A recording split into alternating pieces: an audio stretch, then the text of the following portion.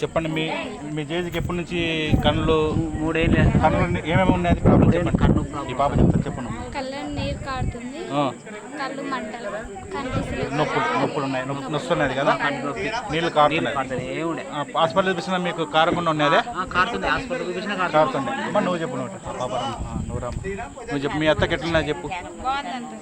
ఇప్పుడు బాగుందిలే. అప్పుడు నీళ్ళు ఎప్పటి నుంచి కారుతూ నొప్పి 3 ఏళ్ళ నుంచి ఉన్నాయి.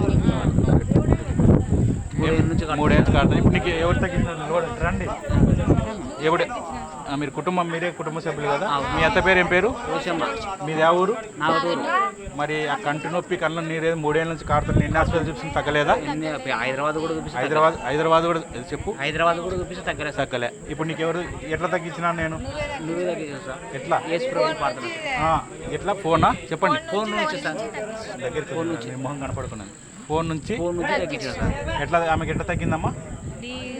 ఫోన్లో ఫోన్లో మాట్లాడి ఎన్ని నిమిషాలు తగ్గింది?